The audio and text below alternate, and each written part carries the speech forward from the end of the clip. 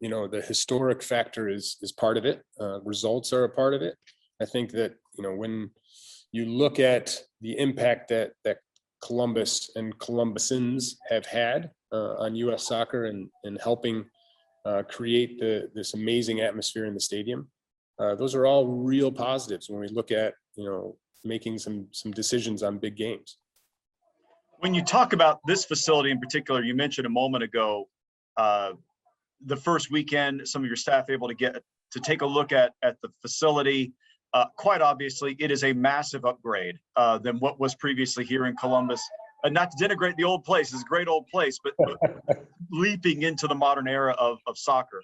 What specifically about this facility do you think makes it unique, that it could become a traditional venue, and the opportunities that it provides you maybe you didn't have before?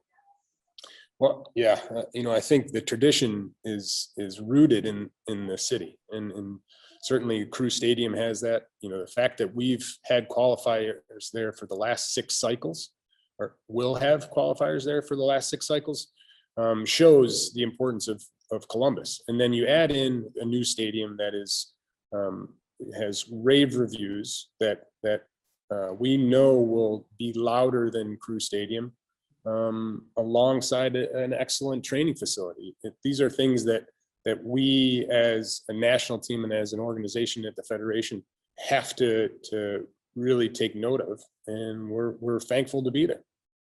Brian, we're currently watching an Olympic Games where there is no representation for the American team in those games.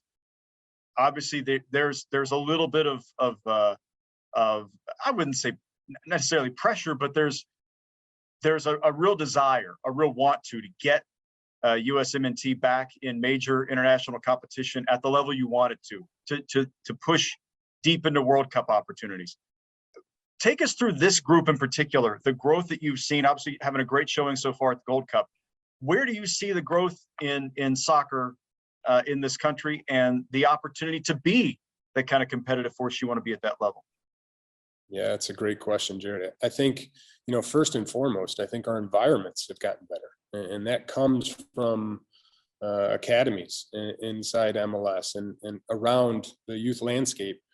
Players are getting better games. They're getting challenged at younger ages, and there's an educational piece to coaching that now coaches have that wasn't there in the past. And so as these things grow and get better, the environments get better, the challenges get more challenging, you're gonna produce better players. And I think you look at the group that we have now, and even some players coming through that are just about to break in, and it's exciting. The amount of talent that there is at young ages, it's something that doesn't go unnoticed, and there is a real reason behind it. Brian, in your playing experience, you played for the national team.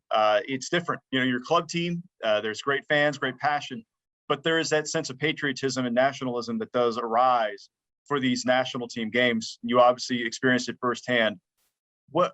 As a player, what makes it special? How emotional, how involved is it for a player? Yeah, wow. I don't think there's just one thing that makes it special. I mean, you get a chance to represent your country, and you get a chance to do it in a sport that you love, and how many people that you've been around or been involved with in the game that helped you get to that point, whether it's family, whether it's friends, whether it's teammates, whether it's coaches, and all those emotions come into one place, and you get this feeling when the national anthem is playing before the game, that this immense pride. And so I think those things, the overall feeling is just a real emotional buildup of so many different factors. Yeah. One last thing for you, Brian. Obviously, around here, we really enjoyed working with Gregg Berhalter, and he made such an impression here, and led the club through a kind of a difficult situation into a building phase where they, last year won MLS Cup, and he had a lot to do with that. Obviously, taking over the national team. What have you seen in him, his leadership, and the job that he's done? We're seeing it a little bit on display here in Gold Cup, but overall, the stuff maybe we don't see. How's he faring in this job? Yeah, I think he's doing a great job. He's very detail oriented. And when you're a coach and you only have a limited period of time to, put your principles in play, get players to buy in, to create a culture.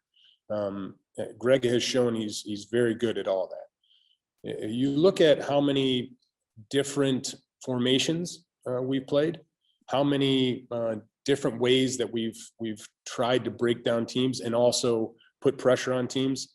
And that's all down to the details that Gregg and his staff put together. And so it's very noticeable. And you also see it from the outside from my position, when you get a chance to be inside the group, you can see the players buying it and the players understanding. Because sometimes as a coach, you might have these great ideas, but if you can't get the points across to the players for them to understand, to implement, then it doesn't work. And Gregg does a really good job at all of that.